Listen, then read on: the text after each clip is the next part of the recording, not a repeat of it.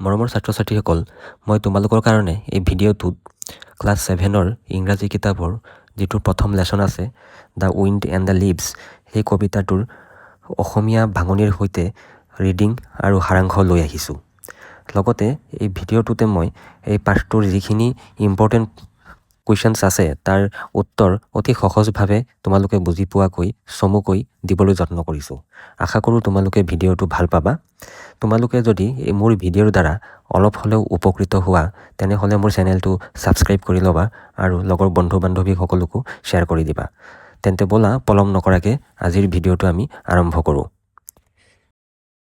কবিতাৰ শিৰোনাম the wind and the leaves, অৰ্থাৎ বতাহ আৰু পাতবোৰ। ইয়াতে কবিয়ে কৈছে, come little leaves said the wind one day, come over the meadows with me and play. অৰ্থাৎ বতাহে এদিন পাতবোৰক ক'লে যে সেই সৰু পাতবোৰ, তোমালোকে মোৰ সৈতে আহা, মোৰ সৈতে তোমালোকে সেই সেউজীয়া ঘাঁহনিৰ ওপৰেৰে গুচি আহা আৰু মোৰ সৈতে খেলা। তাৰ পিছৰ শাৰীত কৈছে, put on your dress of red and gold, summer is gone and the days grow cold. অৰ্থাৎ বতাহে পাতবোৰক আহ্বান জনাইছে যে তোমালোকে ৰঙা আৰু সোণালী ৰঙৰ তোমালোকৰ সাজবোৰ পিন্ধি লোৱা, যিহেতু গৰমকালি গুচি গ'ল, দিনবোৰ লাহে লাহে ঠাণ্ডা হৈ আহিছে। অৰ্থাৎ এই স্তৱকটোৰ জৰিয়তে কবিয়ে ঋতু পৰিৱৰ্তনৰ কাৰণে হোৱা প্ৰকৃতিৰ সৌন্দৰ্যৰ যি পৰিৱৰ্তন তাৰ কথা উনুকিয়াব বিচাৰিছে। তোমালোকে নিশ্চয় ঠাণ্ডাৰ বতৰত দেখা পাইছা যে আমাৰ গছ গছনিবোৰ কি হয়, বৰষুণৰ অভাৱত লঠঙা হৈ পৰে, গছৰ পাতবোৰো ৰঙা আৰু হালধীয়া হৈ পৰে আৰু বতাহৰ কোবত সেই পাতবোৰ গছৰ পৰা তললৈ সৰি পৰে। তাৰপিছত কবিয়ে ইয়াতে লিখিছে, soon as the leaves heard the wind's loud call, down they came fluttering one and all. অৰ্থাৎ পাতবোৰে যেতিয়া নেকি বতাহৰ জোৰেৰে সেই আমন্ত্ৰণ শুনিলে, মাত শুনিলে, তেতিয়া সিহঁতে এটা এটাকৈ তললৈ নাচি বাগি উৰি উৰি নামি আহিল। তাৰপিছত আকৌ কবিয়ে লিখিছে, over the brown fields they danced and flew, singing the soft little songs they knew. অৰ্থাৎ সিহঁতে জনা সৰু মিঠা গীতবোৰ গাই সেই পাতবোৰে বতাহৰ সৈতে মুগা ৰঙৰ পথাৰৰ ওপৰত নাচিলে আৰু উৰিলে। ষ্টেঞ্জা 3ত কবিয়ে পুনৰ লিখিছে, cricket good bye, we have been friends so' long, little brook sing us your farewell song. ইয়াতে চোৱা, কবিয়ে এটা শব্দ ব্যৱহাৰ কৰিছে cricket, CRICKET।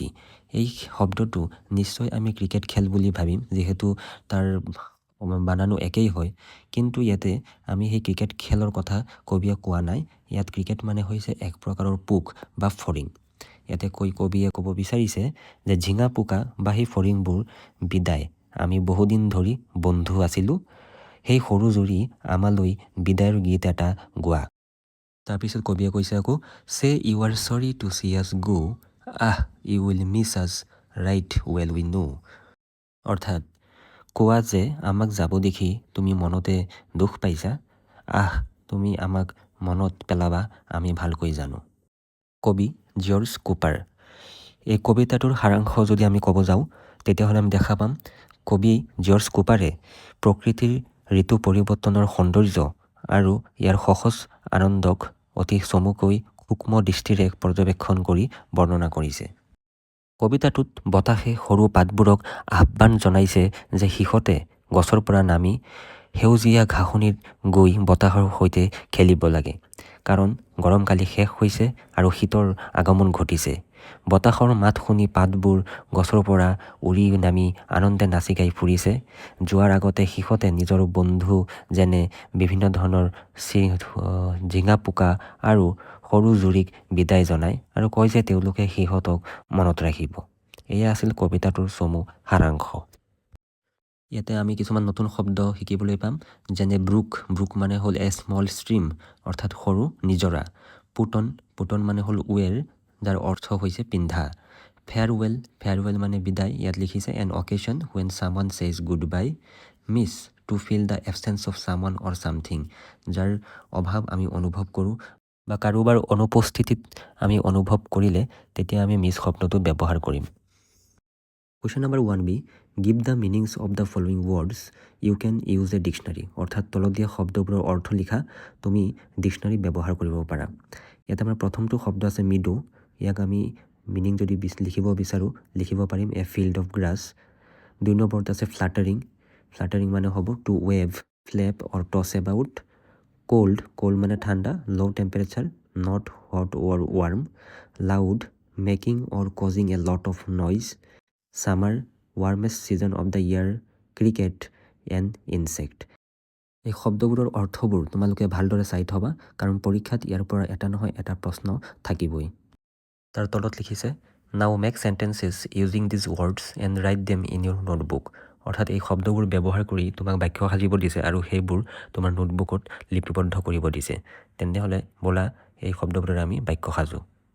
Meadow, the cattle were pastured on rich meadow grass. অৰ্থাৎ গৰুবোৰ সেউজীয়া ঘাঁহনিত চৰি আছিল।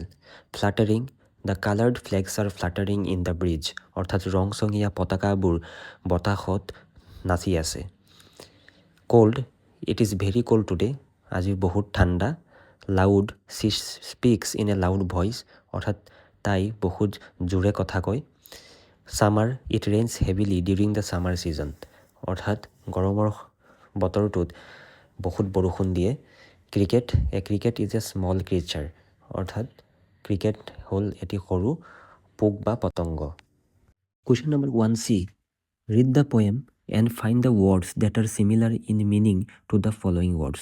অৰ্থাৎ কবিতাটো পঢ়া আৰু তলত দিয়া শব্দবোৰৰ সমাৰ্থক শব্দ বা একে বুজোৱা শব্দ কবিতাটোৰ পৰা বাছি আমাক ওলাব দিছে। এতিয়া এটা শব্দ আছে bridge.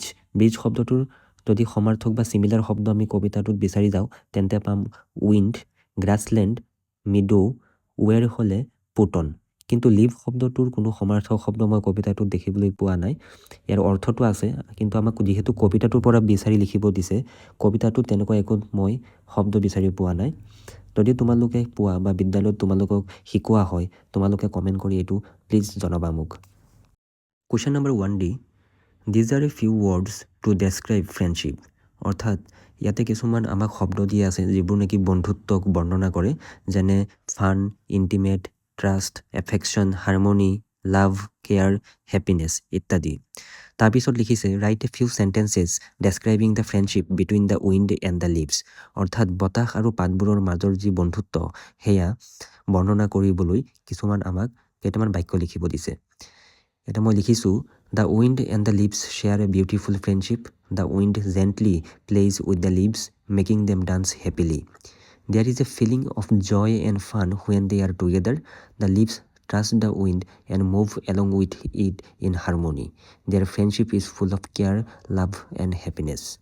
Question number 2a, read the first stanza of the poem carefully. অৰ্থাৎ কবিতাটোৰ প্ৰথম স্তৱকটো সাৱধানে পঢ়া। Underline the last word of its line. আৰু প্ৰতিটো বাক্যৰ শেষৰ শব্দকেইটা আমাক কি কৰিব দিছে, আণ্ডাৰলাইন কৰিব দিছে। ইয়াতে আমাক কৈছে come little leaves said the wind one day. ইয়াতে আমি ডেটো মাৰ্ক কৰিলোঁ। Come over the meadows with me and play. ইয়াতে আমি প্লেটো মাৰ্ক কৰিম। Put on your dress of red and gold. ইয়াতে আমি গ'ল্ডটো মাৰ্ক কৰিম। Summer is gone and the days grow cold. ইয়াতে আমি কোল্ডটো মাৰ্ক কৰিম। তাৰপিছত লিখিছে now write the rhyming words in pairs. এতিয়া যোৰাত ৰাইমিং ৱৰ্ডছ কেইটা লিখিব লাগে। ইয়াতে ৰাইমিং ৱৰ্ডছবোৰ আমি কি পালোঁ, যেনে ডে, প্লে আৰু তাত পালোঁ গ'ল্ড আৰু cold. Question number 2b, read again the first stanza of the poem. অৰ্থাৎ কবিতাটোৰ যিটো প্ৰথম স্তৱক আছিল সেইটো আমাক আকৌ পঢ়িব দিছে। Notice the letter given in brackets. আৰু ব্ৰেকেটত দিয়া লেটাৰবোৰ আমাক মন কৰিব দিছে। এতিয়া প্ৰথম যিটো ষ্টেঞ্জা আছে তাতে প্ৰথম শাৰীটোত come little leaves said the wind one day, এইটো আমাক ব্ৰেকেটত এ দি আছে। Come over the meadows with me and play, ইয়াতো ব্ৰেকেটত এ দি আছে। তাৰপিছত তলত আকৌ দি আছে put on your dress of red and gold, summer is gone and the days grow cold. ইয়াতে দুয়োটাতে আমাৰ কি আছে, ব্ৰেকেটত বি দিয়া আছে। অৰ্থাৎ এতিয়া প্ৰথম যি দুটা শাৰী আছে তাৰে শেষৰ যি দুটা শব্দ আছে সেই দুটা ৰাইমিং হৈছে। ঠিক তেনেকৈ পিছৰ তলৰ দুটা শাৰীৰো শেষৰ দুটা শব্দ ৰাইমিং হৈছে। গতিকে ইয়াত যিটো পেটাৰ্ণ হৈছে ইয়াতে এ আৰু বি বুলি ইয়াতে কিতাপত কোৱা হৈছে। এতিয়া চোৱা question number 2c, now give the rhyme scheme of the following stanza. অৰ্থাৎ তলত যিটো ষ্টেঞ্জা দিয়া আছে তাৰ ৰাইম স্কিমটো আমাক লিখিব দিছে। ব'লা প্ৰথমতে ষ্টেঞ্জাটো আমি পঢ়ি চাওঁ। দ্য ছান ইজ শ্বাইনিং warm and bright, come and shelter beneath the tree, the weary wind breeze soft and light, wild bird sing wild and free. গতিকে ইয়াত দেখিছোঁ যে আগৰ যিটো A ফৰ্মেট আছিল সেইটো ফ'ল' কৰা নাই। ইয়াতে আমি দেখিছোঁ ব্ৰাইটৰ লগত লাইটৰ আৰু ট্ৰীৰ লগত ফ্ৰীৰহে ৰাইমিং মিল আছে। গতিকে ইয়াৰ যিটো স্কিম হ'ব সেইটো হ'ব A B।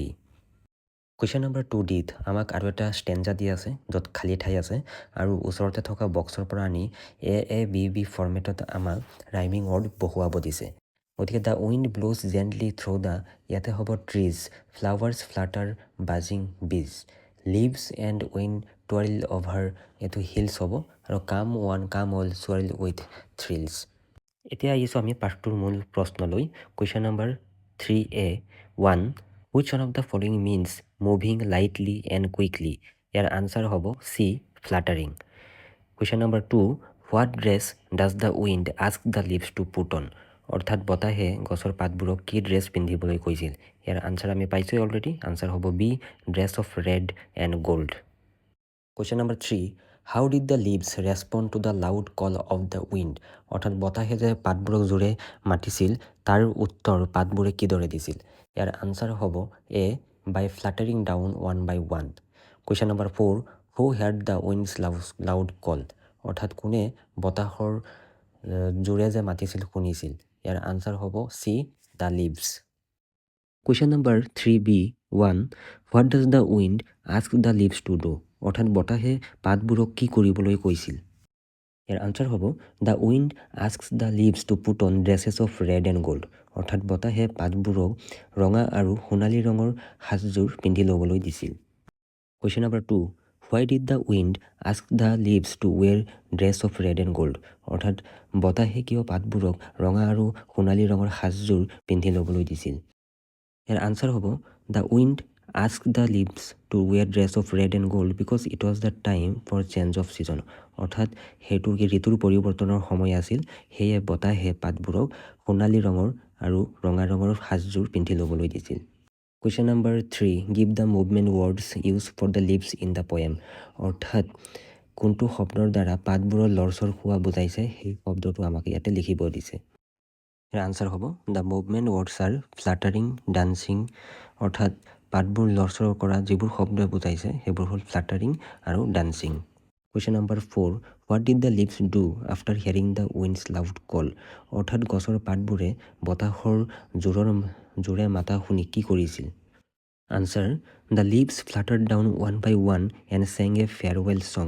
অৰ্থাৎ পাতবোৰে এটা এটাকৈ তললৈ সৰি আহিছিল আৰু এটা বিদায়ী গান গাইছিল। Question number 5, what season is mentioned in the poem? অৰ্থাৎ কবিতাটোত কোনটো ঋতুৰ কথা কোৱা হৈছে? Answer the autumn season is mentioned in the poem. অৰ্থাৎ কবিতাটোত শৰৎকালৰ কথা কোৱা হৈছে। Question number 6, which line in the poem indicates the passing of summer? অৰ্থাৎ কবিতাটোৰ কোনটো শাৰীয়ে গ্ৰীষ্মকাল পাৰ হৈ যোৱাটো বুজাইছে? ইয়াৰ আনচাৰ হ'ব the line indicating this is summer is gone and the days grow' cold. অৰ্থাৎ এই শাৰীটোৱে বুজাইছে যে গ্ৰীষ্মকাল পাৰ হৈ গৈছে।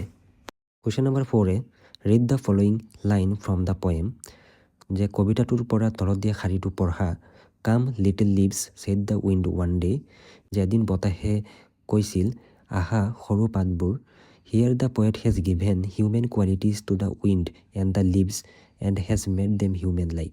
ইয়াত কবিয়ে কি কৰিছে, বতাহ আৰু পাতক কিছুমান মানৱীয় গুণৰ অধিকাৰী কৰিছে আৰু পাত আৰু বতাহক মানুহৰ নিচিনা ইয়াতে দেখুওৱা হৈছে। দিছ ইজ ন'ন এজ পাৰ্চনিফিকেশ্যন, আৰু ইয়াক কোৱা হয় পাৰ্চনিফিকেশ্যন। অৰ্থাৎ যেতিয়া আমি মানৱীয় গুণবোৰ কিবা নিৰ্জীৱ পদাৰ্থৰ জৰিয়তে আমি বুজাব বিচাৰোঁ বা তেওঁলোকৰ জৰিয়তে কৰাব বিচাৰোঁ, সেই যিটো শব্দ আমি ব্যৱহাৰ কৰোঁ তাক কোৱা হয় পাৰ্চনিফিকেশ্যন। এতিয়া তলত আমাক খালী ঠাই দিয়া আছে আৰু এই খালী ঠাইবোৰত কবিতাটো পঢ়ি কবিয়েনো আৰু ক'ত এনেকুৱা ধৰণৰ মানৱীয় গুণ নিৰ্জীৱ পদাৰ্থ যেনে বতাহ আৰু পাতত ব্যৱহাৰ কৰিছে সেইবোৰ আমাক ইয়াতে লিখিব দিছে। এতিয়া আমি যদি কবিতাটো এতিয়া আকৌ চাওঁ, ইয়াতে আমি বিচাৰিবলৈ চেষ্টা কৰিম যে ক'ত ক'ত কবিয়ে সেই মানৱীয় গুণবোৰ ইয়াতে ব্যৱহাৰ কৰিছে। যে প্ৰথম লাইনটো আমি অলৰেডি পাইছোঁ। তাৰপিছত চোৱা কাম over the meadows with me and play, ইয়াতো ব্যৱহাৰ কৰিছে যে কবিয়ে কি কৈছে পাতবোৰক বতাহৰ সৈতে খেলিবলৈ ইয়াতে কোৱা হৈছে। গতিকে এইটো এটা মানৱীয় গুণ। তাৰপিছত put on your dress of red and gold, এইটো শাৰীটো আমি দেখা পাইছোঁ যে কবিয়ে পাতবোৰক কি কৈছে ৰঙা আৰু সোণালী ৰঙৰ সাজযোৰ পিন্ধি ল'বলৈ দিছে। ইয়াতো কবিয়ে পাৰ্চনিফিকেশ্যনৰ ব্যৱহাৰ কৰিছে। তাৰপিছত summer is gone and the days grow' cold, ইয়াতে আমি একো ব্যৱহাৰ বিচাৰি পোৱা নাই। তাৰ পিছৰ ষ্টেঞ্জাটো চোৱা soon as the leaves hear the wind's loud call, ইয়াতো ব্যৱহাৰ কৰিছে যে hear the wind's loud call, অৰ্থাৎ বতাহৰ যি উচ্চ স্বৰ বা জোৰেৰে যি মাতিছিল সেইটো পাতবোৰে শুনিছিল। গতিকে বতাহে কেতিয়াও মাতিব নোৱাৰে আৰু পাতে কেতিয়াও শুনিব নোৱাৰে। এই যি দুটা শব্দ এইটো হৈছে মানৱীয় গুণ বা পাৰ্চনিফিকেশ্যন। তাৰপিছত কৈছে down they came fluttering one and all over the brown fields they danced and flew, ইয়াতো ব্যৱহাৰ কৰিছে dance and flew. Singing the soft little songs they knew, ইয়াতে কবিয়ে পাৰ্চনিফিকেশ্যনৰ ব্যৱহাৰ কৰিছে যেনে singing the soft little songs. পিছৰ যিটো ষ্টেঞ্জা আছে তাতে চোৱা cricket good bye we have been friends so' long, এইটো শাৰীটো কবিয়ে পাৰ্চনিফিকেশ্যনৰ ব্যৱহাৰ কৰিছে কাৰণ ইয়াতে কবিয়ে বন্ধু হোৱাৰ কথা ইয়াতে মেনশ্যন কৰিছে। গতিকে ফ্ৰেণ্ড শব্দটো এটা পাৰ্চনিফিকেশ্যনৰ শব্দ। লিটিল ব্ৰুক ছিং আজ ইয়'ৰ ফেয়াৰৱেল ছং, ইয়াতো পাৰ্চনিফিকেশ্যনৰ ব্যৱহাৰ কৰিছে কাৰণ নিজৰাক ইয়াতে কোৱা হৈছে যে বিদায়ী গান গাবলৈ ইয়াতে নিজৰাক কোৱা হৈছে। চে ইউ আৰ চৰি টু চি আজ গ', ইয়াতে কবিয়ে কি কৰিছে নিজৰাক ইম'চনেল কৰি দেখুওৱা হৈছে। গতিকে এইটো এটা পাৰ্চনিফিকেশ্যনৰ ব্যৱহাৰ। আহ ইউ উইল মিছ আছ ৰাইট ৱেল উই ন', ইয়াতে মিছ আছ ব্যৱহাৰ কৰিছে। গতিকে এইটো এটা পাৰ্চনিফিকেশ্যনৰ ব্যৱহাৰ হৈছে। গতিকে তোমালোকে এই লাইনকেইটা বা এই শাৰীকেইটা এই খালী ঠাইত লিখিব পাৰা বা বহীত লিখি দেখুৱাব পাৰা। কুৱেশ্যন নম্বৰ 4 কোৱা হৈছে যে তোমালোকে আগৰ ক্লাছত এলিটেৰেশ্যনৰ বিষয়ে পঢ়ি আহিছা। গতিকে আমাক ইয়াতে কবিতাটো পঢ়ি তাৰ পৰা এলিটেৰেশ্যন শব্দ কিছুমান বাছি উলিয়াব দিছে। এতিয়া এলিটেৰেশ্যন মানে হ'ল এনেকুৱা কিছুমান শব্দ যিবোৰৰ নেকি প্ৰথম যিটো লেটাৰ থাকে সেই লেটাৰটো বাৰে বাৰে একেটা বাক্যতে ৰিপিট হৈ থাকে।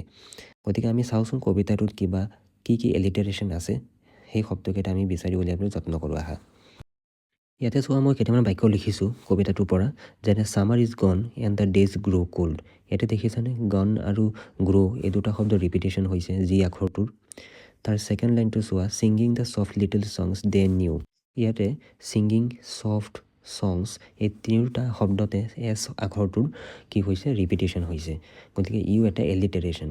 তাৰপিছত চে ইউ আৰ চৰি টু চি আছ গ', ইয়াতে চে চৰি আৰু চি এই শব্দকেইটাতো এছ আখৰটোৰ ৰিপিটেশ্যন হৈছে। গতিকে এই গোটেইকেইটা শব্দ হৈছে এলিটেৰেশ্যনৰ example.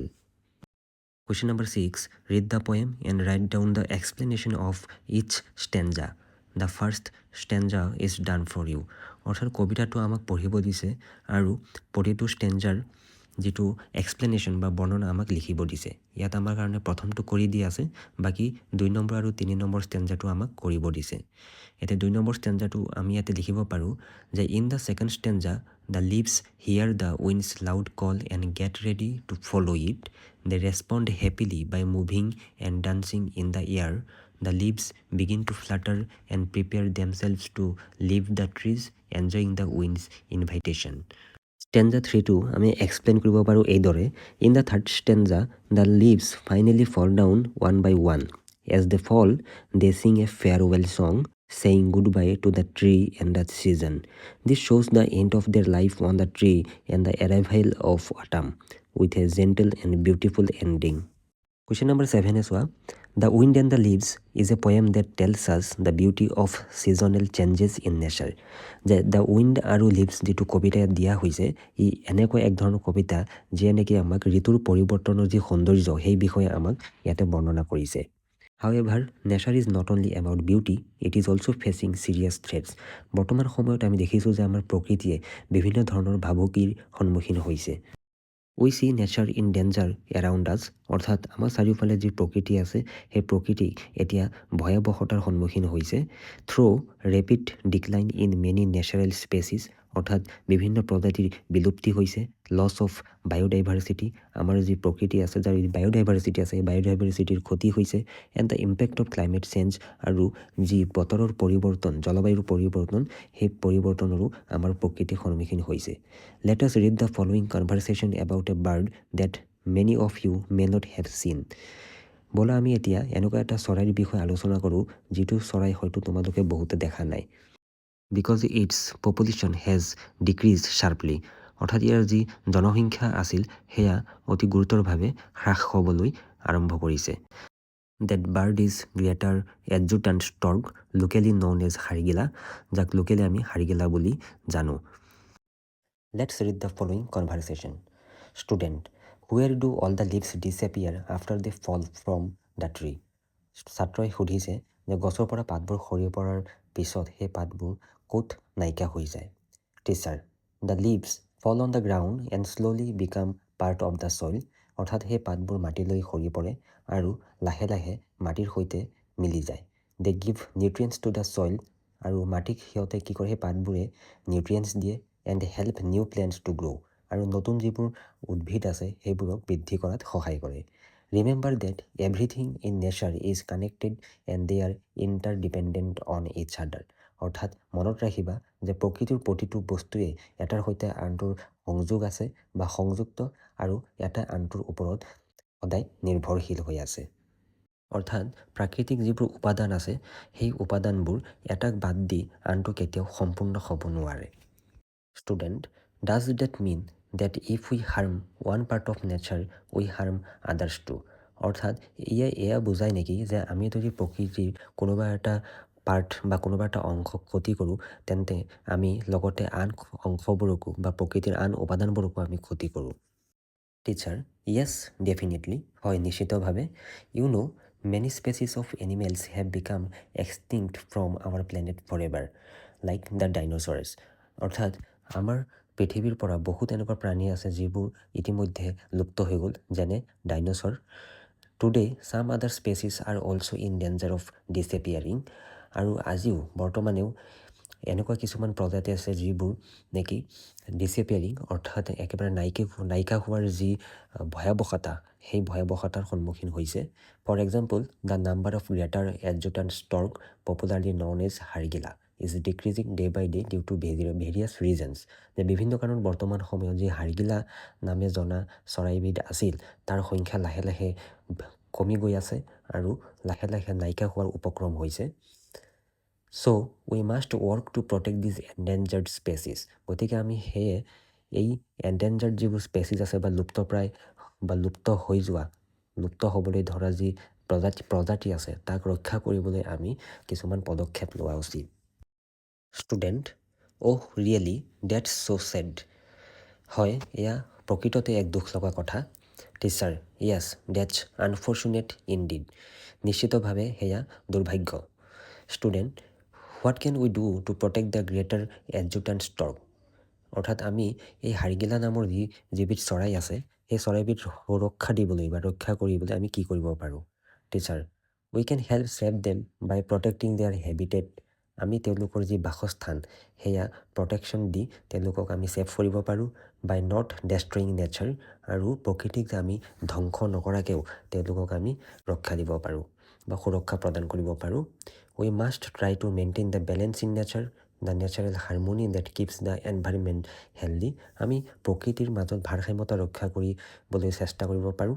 This state of balances is known as ecological balance, আৰু এই ধৰণৰ যি ভাৰসাম্যতা ৰক্ষা কৰাৰ প্ৰক্ৰিয়া তাক ইক'লজিকেল বেলেঞ্চ নামেৰেও জনা যায়। Student, I would like to know' more about ecological balance and the endangered species, অৰ্থাৎ মই ইক'লজিকেল বেলেঞ্চ আৰু বিলুপ্তপ্ৰায় প্ৰজাতিৰ বিষয়ে আৰু অধিকভাৱে জানিব বিচাৰোঁ। Teacher, great, you can visit the library sometime, যে তুমি মাজে সময়ে লাইব্ৰেৰীত যাব পাৰা বা পুথিভঁৰাললৈ যাব পাৰা। You will find many interesting books there, তুমি তাত বহুত ধৰণৰ এনেকুৱা সেইবোৰৰ সৈতে জড়িত কিতাপ তাত পাবা। Student, is there any book on the greater adjutant stork in the library, অৰ্থাৎ পুথিভঁৰালত সেই হাৰিগিলাৰ ওপৰত কিবা ভাল কিতাপ আছেনে। টিচাৰ য়েছ দেয়াৰ ইজ হয় তাতে আছে ষ্টুডেণ্ট থেংক ইউ মেডাম গতিকে এইখিনি আছিলে conversation between teacher and student about the hargila যিটো নেকি এতিয়া লুপ্তপ্ৰায় বা এণ্ডেঞ্জাৰ্ড স্পেচিছত অলৰেডি অন্তৰ্ভুক্ত হৈছে ইয়াতে চোৱা বিট কৈছে যে ষ্টুডেণ্টসকল পুথিভঁৰাললৈকে গ'ল আৰু তাতে এখন কিতাপ বিচাৰি পাইছে য'ত লিখা আছিলে the endangered greater adjutant stork is known to breed only in Cambodia and the Indian state of Assam at present there is a massive decline in its population due to habitat loss and environmental changes it is a huge bird standing tall and is among the largest of all living storks It is known for its distinct appearance. It has a long neck with a neck pouch, a large beak, and a bald head. It preys on fish, frogs, insects, reptiles, etc. It prefers to live in a wetland area. The bird is locally known as Hargila or Bortukula. এই কিতাপখনত হাৰ্গিলা বা বৰটোকোলাৰ বিষয়ে বিতংভাৱে দিয়া হৈছে তোমালোকে মোক comment কৰি জনাবাচোন যে তোমালোকে এই হাৰ্গিলা বা বৰটোকোলা নামৰ চৰাইবিধ কেতিয়াবা নিজৰ চকুৰে দেখা পাইছেনে যদি দেখা পাইছা কোন ঠাইত দেখা পাইছা ঠাইডোখৰৰ নাম কমেণ্ট কৰি জনাবলৈ একদম নাপাহৰিবা কাৰণ এই চৰাইবিধ আগতে অসমত আছিল যদিও আজিকালি একদম দেখা পোৱা নাযায় খুব কাছিতে কেতিয়াবা ক'ৰবাত দেখিবলৈ পোৱা যায় গতিকে যদি তোমালোকে দেখা পাইছা ঠাইখনৰ নাম মোক কমেণ্ট কৰি নিশ্চয় জনাবা বুলি আশা ৰাখিলোঁ কুৱেশ্যন নম্বৰ 9ত আমাক কিছুমান পাজল দিয়া আছে আৰু কোনটো কেনেকৈ হ'ব ইয়াতে আমাৰ ছাইডত কিছুমান হিণ্ট দিয়া আছে এই যেনেকৈ এক্ৰছ পথালিকে the natural world around us ইয়াৰ আনচাৰ হ'ব environment group of similar organism তাক কোৱা হয় স্পেচিছ আৰু 3 নম্বৰটো the home of an organism যাক কোৱা হ'ব হেবিটেট গতিকে পথালিকে এই তিনিটা হ'ব আনচাৰ আৰু ডাউনত হ'ব a community of interacting organism and their environment year answer হ'ব ইক'চিষ্টেম 5 নম্বৰটো something that no longer exists তাক কোৱা হ'ব extinct আৰু 6 নম্বৰটো the third planet in the solar system year answer হ'ব আৰ্থ Question number 10 You have read how the greater adjutant stork is facing the threat of extinction অৰ্থাৎ তোমালোকে ইতিমধ্যে পঢ়িছা যে হাৰ্গিলা বা বৰটোকোলাই কিদৰে লাহে লাহে লুপ্ত হ'বলৈ গৈ আছে মোৰ such species in wildlife are facing the danger of extinction এনেকুৱা আৰু ধৰণৰ বহুত প্ৰজাতি আছে যিয়ে নেকি লাহে লাহে আমাৰ এনভাইৰনমেণ্টৰ পৰা লুপ্ত হ'বলৈ গৈ আছে collect pictures of such birds or animals and make a collage আৰু তোমালোকে যদি সম্ভৱ হয় সেনেকুৱা ধৰণৰ চৰাই চিৰিকটি বা আন জন্তু যিবোৰ নেকি লাহে লাহে লুপ্তপ্ৰায় অৱস্থাত আছে বা লুপ্ত হ'বলৈ গৈ আছে সেইবোৰৰ ফটো সংগ্ৰহ কৰা আৰু take help from the internet and work under your teacher's guidance তোমালোকে ইণ্টাৰনেটৰ সহায় ল'ব পাৰা বা তোমাৰ শিক্ষকৰ সহায় ল'ব পাৰা ইয়াৰে চোৱা আমাক আৰু এটা পয়েট্ৰি দিয়া আছে কি লিখিছে ইয়াৰ শিৰোনাম হৈছে a clever cat in the city a clever cat came to town cycling up and down wearing a coat with shiny thread a chef's white hat upon her head she sniffed the air and gave her grin I am perfect when I am back and spin she mix the dough in circles wide with cookie tins all side by side she stirred and twirled at a steady pace a happy look upon her face. She baked with care, with paws so neat, and filled the trays with every treat. Her cakes were soft, her icing bright, each bite is a delicious delight. That clever cat, both kind and quick, could frost a cake with just one flick. The city shared her tasty skill, her treats could make the world stand still. এই যিটো poem ইয়াৰ দিয়াৰ মূল উদ্দেশ্য হ'ল যে আমাৰ আখৰবোৰৰ বিভিন্ন সময়ত বিভিন্ন ধৰণৰ উচ্চাৰণ হয় যেনে ইয়াতে চি যিটো আখৰ দেখা পাইছা ই কেটত কেৰ নিচিনা উচ্চাৰণ হৈছে আৰু চিটিত চৰ নিচিনা উচ্চাৰণ হৈছে গতিকে ইয়াতে লিখিছে চোৱা তলত letter C produces S sound if it is followed by letters E I or Y For example, city, C is followed by I. This S sound is known as the soft C sound. অৰ্থাৎ যদিহে C আখৰৰ পিছফালে E I আৰু Y থাকে তেতিয়াহ'লে চিৰ যিটো উচ্চাৰণ ই সদায় কি হ'ব জানানে ইয়াৰ উচ্চাৰণ হ'ব স্বৰ দৰে আকৌ চিৰ পিছত যদি এ অ' আৰু ইউ থাকে তেতিয়াহ'লে ইয়াৰ উচ্চাৰণ হ'ব কেৰ নিচিনা যেনেকৈ আমি কেটত পাইছোঁ কেট যিটো শব্দ আছে তাৰ পিছফালে চিৰ পিছফালে এ আছে, গতিকে আমি চিটো কেৰ নিচিনা উচ্চাৰণ কৰিছোঁ। আনহাতে চিৰ পিছফালে আই আছে, গতিকে আমি তাৰ যিটো উচ্চাৰণ সেইটো চ হিচাপে কৰিছোঁ। গতিকে এই ধৰণৰ পাৰ্থক্যবোৰ তোমালোকে সৰু সৰু পাৰ্থক্যবোৰ মন কৰি যাবা, তেতিয়াহ'লে পিছলৈ ইংৰাজী একেবাৰে সহজ হৈ যাব। এতিয়া কুৱেশ্যন নম্বৰ 12ত যি হালধীয়া ৰঙৰ বাকচ আছে তাত আমাক কিছুমান শব্দ দি আছে। এই শব্দবোৰৰ মাজৰ পৰা যিবোৰ শব্দ চিৰ চাউণ্ডটো য'ত কেৰ নিচিনা হৈছে তাত আমি বক্স এত লিখিব লাগিব, আৰু য'ত চিৰ চাউণ্ডটো চৰ নিচিনা হৈছে তাত আমি বক্স বি লিখিব লাগিব। ইয়াতে বক্স এত কোনকেইটা সোমাব চোৱাচোন। ইয়াতে আমাৰ ক্লেভাৰ সোমাব, কেট সোমাব, কেম সোমাব, কোট সোমাব, আৰু সোমাব কি কেৰ, ক্লে। এইকেইটা শব্দত কেৰ নিচিনা উচ্চাৰণ হৈছে, গতিকে বক্স এট আহি যাব, আৰু বাকী যিকেইটা শব্দ আছে গোটেইখিনি বক্স বিত গুচি যাব। Question number B, read the following words in the box. তলত দিয়া শব্দবোৰ পঢ়া। Now write the words that have the vowel sound as in ice in the yellow' flowers. এতিয়া যিবোৰ শব্দৰ ভাৱেল চাউণ্ড আইচৰ নিচিনা হয়, সেইবোৰক গছৰ তলত দিয়া যিটো গছৰ ছবি আছে তাত য়েল্ল' ফ্লাৱাৰত লিখিব দিছে, আৰু যিবোৰ শব্দৰ চাউণ্ড এমৰ নিচিনা হয় সেইবোৰক পিংক ফ্লাৱাৰত লিখিব দিছে। গতিকে ব'লা আমি এইটো পটকৈ ছল্ভ কৰোঁ। এইদৰে আমি য়েল্ল'খিনি য়েল্ল'ত আৰু পিংকখিনি পিংকৰ যি ফ্লাৱাৰ দি আছে তাতে ভৰাই দিলোঁ। এতিয়া চোৱা, ইয়াতে আমাক কিছুমান গ্ৰামাৰ দিয়া আছে। আমাক এডভাৰ্বৰ বিষয়ে ইয়াতে দিয়া আছে। টাইপছ অফ এডভাৰ্ব কি কি আছে, যেনে adverb of manner, adverb of place, adverb of time, adverb of frequency, adverb of degree. ইয়াতে এডভাৰ্ব অফ মেনাৰ বুলি ক'লে এক্সাম্পল দিয়া আছে, শ্বি ড্ৰেছেছ বিউটিফুলি। এতিয়া বিউটিফুলি যিটো শব্দ আছে সেইটো হৈছে এডভাৰ্ব অফ মেনাৰ, অৰ্থাৎ ই কেতিয়া ব্যৱহাৰ হয়, describes how an action is performed, অৰ্থাৎ এটা কাম কিদৰে কৰা হৈছে সেই কামক যেতিয়া আমি এক্সপ্লেইন কৰোঁ তেতিয়াহ'লে আমাৰ যিটো এডভাৰ্ব হ'ব তাক কোৱা হ'ব এডভাৰ্ব অফ মেনাৰ। তাৰপিছত দিয়া আছে adverb of place. Example, I have lived here for about 2 years। ইয়াতে প্লেচটো হৈছে হিয়াৰ, অৰ্থাৎ ই কি কৰে, describes where N action happens. আমাক ডেছক্ৰাইব কৰে যে যি একশ্যন বা কামটো ক'ত সংঘটিত হৈছে বা হৈছিল। গতিকে এই টেবুলখন ভালদৰে তোমালোকে চাই ল'বা। চাই লৈ তলত আমাক কিছুমান খালী ঘৰ দিয়া আছে, সেই খালী ঘৰখিনি আমাক ফিল আপ কৰিব দিছে।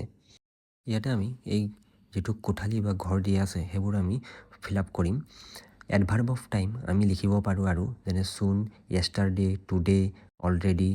এডভাৰ্বছ অফ প্লেচ লিখিব পাৰোঁ আমি নিয়াৰ বাই, আউটছাইড, হিয়াৰ, ফাৰ। এডভাৰ্বছ অফ মেনাৰত আমি লিখিব পাৰোঁ আৰু quickly, slowly, happily, carefully. Adverbs of ডিগ্ৰীত আমি লিখিব পাৰোঁ আৰু very, quite, extremely, too. Adverbs of ফ্ৰিকুৱেঞ্চিত লিখিব পাৰোঁ অলৱেজ, নেভাৰ, ছেলডম, ৰেয়াৰলি। গতিকে তোমালোকে আৰু নতুন শব্দ গ্ৰামাৰৰ পৰা বিচাৰি বা নিজৰ শিক্ষকক সুধি ইয়াতে ভৰাবলৈ চেষ্টা কৰিবা। উদাহৰণ নম্বৰ চিত আমাক কিছুমান বাক্য দি আছে, আৰু সেই বাক্যবোৰৰ কিছুমান শব্দ তলত আণ্ডাৰলাইন কৰা আছে। গতিকে এই আণ্ডাৰলাইন কৰা শব্দবোৰ কোনটো এডভাৰ্বৰ ভিতৰত পৰিছে আমাক লিখিব দিছে। প্ৰথম বাক্যটো আছে, the boy practised his speech regularly. গতিকে ইয়াত হ'ব এডভাৰ্ব অফ ফ্ৰিকুৱেঞ্চি। 2 নম্বৰ বাক্যটো আছে আমাৰ, the phone kept ringing constantly. ইয়াতো ছেম হ'ব এডভাৰ্ব অফ ফ্ৰিকুৱেঞ্চি। 3 নম্বৰ বাক্যটো আছে, আই হেভ হিয়াৰ্ড দিছ ষ্টৰি বিফৰ। এইটো হ'ব এডভাৰ্ব অফ টাইম। 4 নম্বৰ বাক্যটো আছে, আই ৱাজ কুৱাইট চিয়'ৰ। এইটো হ'ব এডভাৰ্ব অফ ডিগ্ৰী। 5 নম্বৰ বাক্যটো আছে, দ্য পিপল হেভ গান আউট। এইটো হ'ব এডভাৰ্ব অফ প্লেচ। আৰু 6 নম্বৰ বাক্যটো আছে, হি ৰেছপণ্ডেড কুইকলি। এইটো হ'ব adverb of manner. Question number 18 A, read the following sentence. তলত দিয়া বাক্যটো পঢ়া। I love মেংগোজ। ইয়াতে আইটো ছাবজেক্ট, লাভটো ভাৰ্ব, আৰু মেংগোজটো অবজেক্ট। ইয়াতে কৈছে, did you notice the structure of the above sentence. যে ওপৰৰ যিটো বাক্য দিয়া আছে তাৰ যিটো ষ্ট্ৰাকচাৰ বা গঠন সেইটো তুমি ন'টিছ কৰিছানে? It is framed in SVO structure which is the basic structure of a sentence. যিটো নেকি একেবাৰে বেচিক ষ্ট্ৰাকচাৰ হয় আমাৰ ইংৰাজী বাক্য গঠনৰ। Apart from this there are different types of subject structures. Let's learn another structure, subject plus verb plus adverbial. যিহেতু আমি প্ৰথমটোত subject plus verb plus object এই ষ্ট্ৰাকচাৰটো শিকিলোঁ, এতিয়া বোলা আমি আৰু এটা নতুন ষ্ট্ৰাকচাৰ শিকোঁ য'ত আছে ছাবজেক্ট থাকিব, ভাৰ্ব থাকিব আৰু এডভাৰ্বিয়েল থাকিব। এতিয়া তলত চোৱা বাকচত দিয়া আছে, now read and notice the following sentences structures. তলত যিবোৰ চেণ্টেন্স ষ্ট্ৰাকচাৰ দিয়া আছে সেইবোৰ আমাক ভালকৈ ন'টিছ কৰিব দিছে আৰু পঢ়িব দিছে। এতিয়া চোৱা আমাক ছাবজেক্ট দিয়া আছে উই, ভাৰ্ব দিয়া আছে গট, এডভাৰ্বিয়েল দিয়া আছে লেট ইন দ্য ইভিনিং। ঠিক তেনেকৈ 2 নম্বৰ বাক্যটোত I will stay in a hotel. 3 number বাক্যটোত হি ড্ৰাইভছ ভেৰি কেয়াৰফুলি। এতিয়া তলত লিখিছে চোৱা in sentence 1 late in the evening is time adverbial. In sentence 2 in a hotel is place adverbial আৰু in sentence 3 very carefully is manner adverbial. এতিয়া 18bত read the following sentences and underline the adverbial phrase. আমাক এতিয়া এডভাৰ্বিয়েল যিবোৰ phrase আছে তলত দিয়া বাক্যবোৰৰ পৰা বাছি উলিয়াই সেইবোৰ আণ্ডাৰলাইন কৰিব দিছে। গতিকে ইয়াৰ আনচাৰ হ'ব এনেধৰণৰ the flowers bloomed at the break of dawn. ইয়াতে এট দ্য ব্ৰেক অফ ডনটো এডভাৰ্বিয়েল হ'ব। The cat sat under the old wooden table. ইয়াতে sat under the old wooden table হ'ব। She cross the road in a very careful manner. ইয়াতে in a very careful মেনাৰটো হ'ব। We ran down the hill as fast as we could. ইয়াতে হ'ব as fast as we could. The children R playing in the park. ইয়াতে হ'ব in the park. I will see you in the morning. ইয়াতে হ'ব in the morning. মৰমৰ ছাত্ৰ ছাত্ৰীসকল, আজিৰ কাৰণে ভিডিঅ'টো মই ইমানতে শেষ কৰিছোঁ। আশা কৰোঁ তোমালোকে ভিডিঅ'টো ভাল পাবা। তাৰ পৰৱৰ্তী পাৰ্ট অৰ্থাৎ লেচন নাম্বাৰ 2ৰ কুৱেশ্যন আনচাৰখিনি মই অতি সোনকালে লৈ আহিম। তোমালোকক মই পুনৰ নেক্সট ভিডিঅ'ত লগ পাম। আশা কৰোঁ তেতিয়ালৈকে সকলোৱে ভালে থাকা, কুশলে থাকা আৰু ভালদৰে লিখা পঢ়া কৰি থাকা। ধন্যবাদ।